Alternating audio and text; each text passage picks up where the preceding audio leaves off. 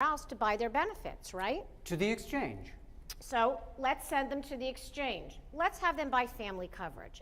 Let's say that family coverage is $15,000 a year.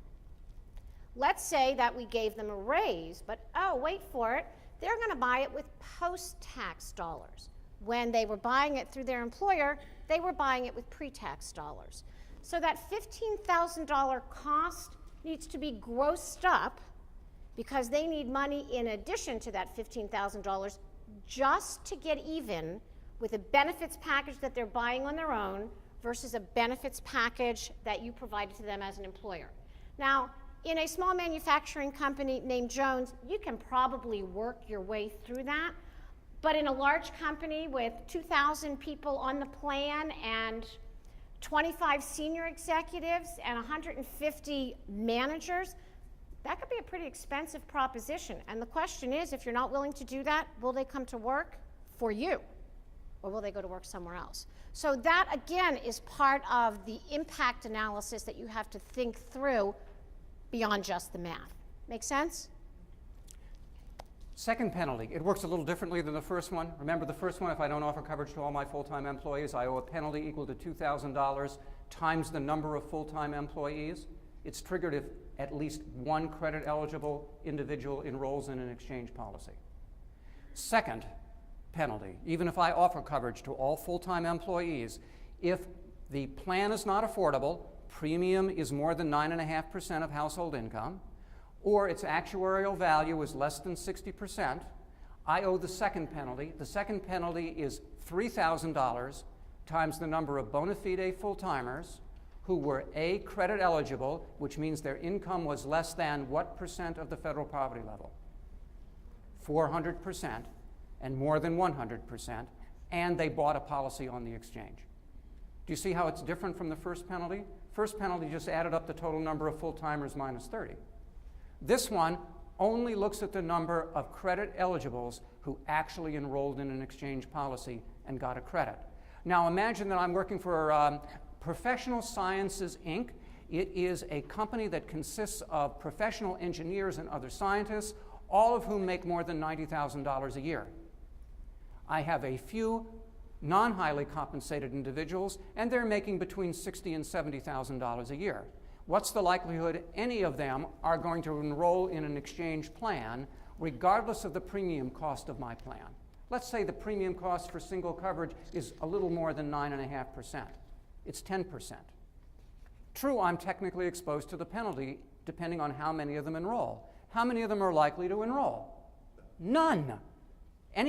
They're not going to get much of a credit on the exchange. In fact, my highly compensated will get no credit. They have to pay list price. My plan will always be cheaper.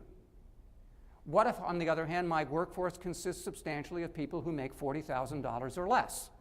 Notice if my plan's not affordable, it makes good sense for them to migrate to the exchange, correct? Because they will be eligible for a credit if my plan is not affordable. The more who migrate, the more the $3,000 penalty will be. Does that make sense? That's what we're looking at. Well, as we said, 9.5%, you can use W-2 wages. Which premium? Right now the IRS says the premium that we're looking at is the single premium. As long as your plan's single premium costs less than 9.5%, you're okay. Notice you can charge as much as you want for the family premium, as long as the single premium is less than 9.5%. Watch out, advocacy groups are lobbying against this. The service may be forced to change its position.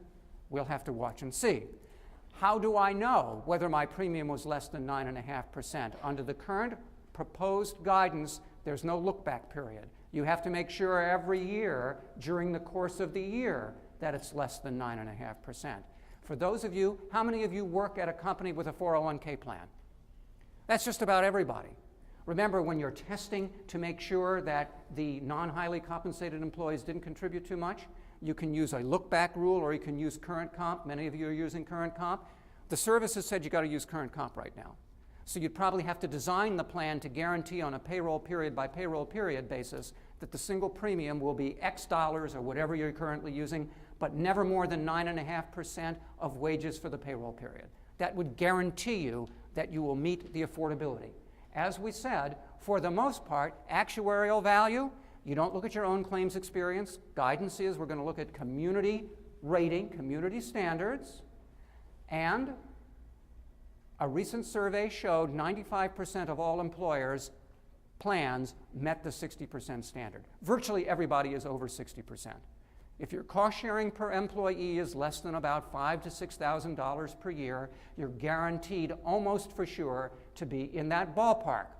So let me jump in here, because Bill's got the clicker, so Bill's got control. A couple of things to think about with regard to this. First of all, pull a payroll run, do it now. Look at the bottom third of your employees' wages and start planning around that 9.5% of adjusted gross income around that bottom third. When we typically go through these programs, people leave here thinking, I've got to increase my contribution. Sometimes you just got to give them a little bit of a raise. It gets them out of that lower third. It gets them out of that 9.5%. So you could pay more for the plan, you could pay a penalty, or you could give certain people a raise to get them out of that federal poverty level. And sometimes that's the better option. So you kind of have to think about, you've already done that, but you have to really think about it. This is not a just plug and play. This is a really think about it, model it, make sure it works for your company and your employees. Second thing about actuarial value. So a 60% actuarial value plan is typically on the low side, and in this part of the country, it is typically on the low side. So what does that mean? It means there is a great opportunity for you between now and 2014 to add an additional plan of coverage. I'm not asking you to downsize your really great plans. I'm asking you to add a second or third or fourth choice that gets you just to the 60% actuarial value, because that keeps you compliant, and it does a couple of things. It gives people who are unwilling to take a lot of payroll deduction to get into your plan, keeps them out of the exchange because you've now given them a plan that meets requirements and that they can afford should you want them to do that. And remember my plea to you early in the morning when we talked about auto enrollment. So you